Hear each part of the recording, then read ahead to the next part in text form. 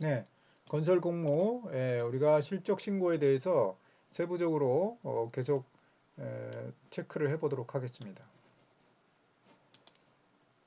실적 신고는 이제 1차와 2차로 나눈다 그랬고, 1차 부분은 개략적으로 설명을 드렸고, 2차는요, 실적 신고 2차는 재무제표를 제출하는 거죠. 근데 이제 일단 재무제표가 제출되면 그 뒤에 수정재무제표라고 해서 재무제표가 우리가 이제 3월달 법인세 신고를 하게 되면 뭐가 잘못될 수도 있죠. 재무제표 자체가. 우리가 법인에서 이사회 결의해가지고 주주총회에서 승인을 받은 재무제표를 가지고 국세청에다 신고를 하긴 하는데 재무제표에 오류가 있을 수 있습니다. 그래서 오류 부분은 회계적으로는 오류 수정 분계를 해가지고 이렇게 할 수도 있지만 세부적으로는 재무제표를 일단 제출한 거를 수정을 할 수가 없습니다. 그 세무적으로 허용이 안 돼요. 그 3월 달에.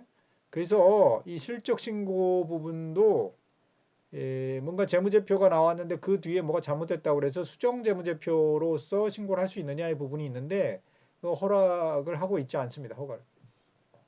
그러니까 재무제표 한번 할 때 정확하게 신중하게 다 승인을 받아서 이렇게 할 수 있도록 해야 되겠습니다. 또 2차 접수가 돼야 적격심사 경영상태 확인이 가능합니다. 그래서 경영상태 확인을 우리가 받잖아요. 우리 낙찰을 받고 나서 적격심사를 받게 되는데 거기에 여러 가지 이제 그 뭐 시공 가격에 대한 경쟁력이라든가 아니면 경영상태 확인이라든가 뭐 시설 확인이라든가 이런 부분들 그 다시 받게 되죠. 그래서 낙찰자가 적합한 낙찰자인지 심사를 받게 되는데 그때 경영상태 확인 부분에 이제 그 우리가 실적 신고에 들어간 재무제표의 부분에 비율을 적게 됐습니다.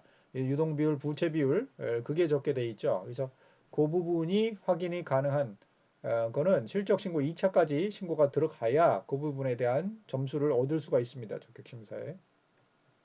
그래서 관공서 입찰하는 부분은 특별히 실적 신고를 하셔야 되겠죠.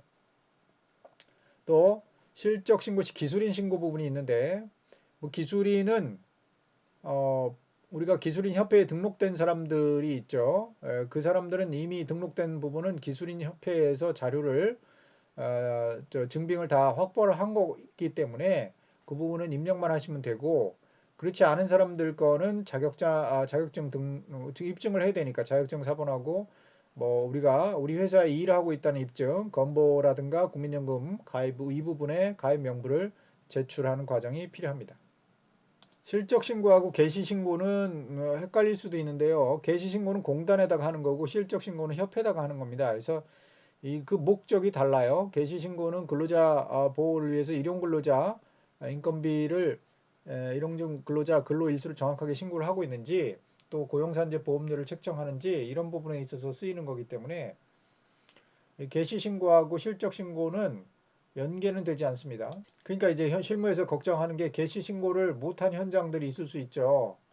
우리 공사 기간이 짧다거나 뭐 이렇게 하면 이제 무시하고 안 하는 경우도 원래는 해야 되지만 법적으로 그 이제 빠지는 개시 신고에서 빠진 현장에 대한 거기 나와 있는 매출을 실적 신고에다가 신고해도 되냐 이게 이제 걱정들을 하시는데 뭐 전혀 그런 걱정은 하지 않으셔도 되겠습니다. 실적 신고와 개시 신고 목적이 다르기 때문에 물론 이제 개시 신고 빠진 것 자체가 잘했다는 얘기는 아닌데 걱정하실 필요는 없다 이런 얘기입니다.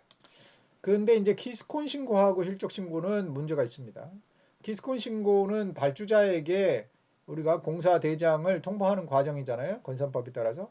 그래서 키스콘에 통보가 안 된 공사 이거는 실적 신고를 하는 경우에 문제가 생긴다. 이렇게 이제 통보를 이게 지금 같은 건교부 그 국토교통부의 전산망에 연결돼 있기 때문에 키스콘 통보를 안 한 공사 이거를 실적 신고를 하는 경우에 실적 신고는 받아주겠죠. 실적이 맞으니까 사실. 근데 이제 키스콘 신고를 안 했다는 게 들통나잖아요. 그래서 기회를 한번 주는데 7월 말까지 우리가 실적 신고는 보통 4월 달에 하죠.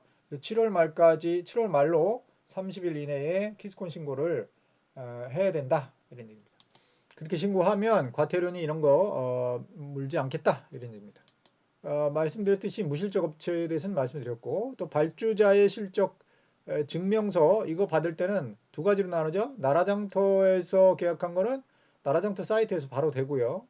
이제 국가 조달청 이쪽 부분은요. 그 외에는 이제 우편으로 받아야 되는 거죠. 좀 번거롭지만. 예.